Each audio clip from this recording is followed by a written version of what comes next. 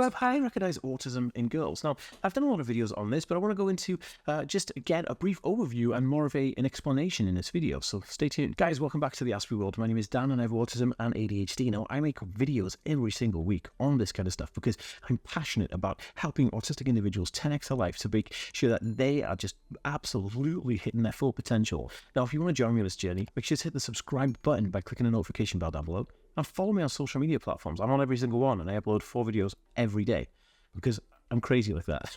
Guys, what's going on? Welcome back. And I just wanted to go over, recognizing kind of like autism traits in females and knowing the difference of kind of like why this would differ in girls. Now, the first thing I want to say is that I have an Autism Life Hacks PDF book that you can download from autismhacks.net completely free. So definitely check that out. The link will be down in the description down below. Now, girls on the autism spectrum actually for years were left off the diagnostic criteria because all the work that Leo Kenner and Hans Asperger did, which are the kind of founding fathers of the autism kind of ideology of how to diagnose it, they were only looking at boys because boys present slightly differently than females. Like, boys will be more impulsive in their actions and emotions, whereas girls on the autism spectrum will be more conservative and more what they call masking or camouflaging, which means that like a boy in a social situation will feel out of his depth and just walk away if they are on the autism spectrum, that is. And a girl on the autism spectrum would be in a social situation and pretend to know exactly what's going on because in actual fact, they don't know what's going on, but they'll pretend to know what's going on just so they can fit in, so they can move with the tribe, kind of like the hunter-gatherers would do. Now, the only problem with this is that the boy on the autism spectrum would have the meltdown then and there, and you kind of deal with it and understand that, okay, we need intervention here and therapy in this area. Whereas girls in the autism spectrum would mask all day or camouflage all day, come home and have a complete and utter meltdown.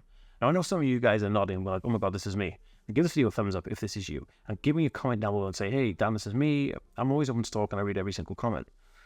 Now, the problem with this is when you have a meltdown at home, nobody really sees that. You don't know about the intervention. Hence why I believe that a lot of the time they didn't believe autism was present in females, which is completely rubbish. Actually, there was a study done recently that said autism is probably more prominent in females than it is males, which is interesting.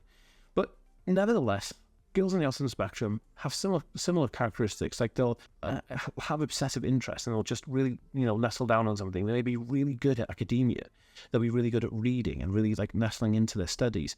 They'll be quite organized in the terms of they like things to be a certain way, almost like an OCD type of trait.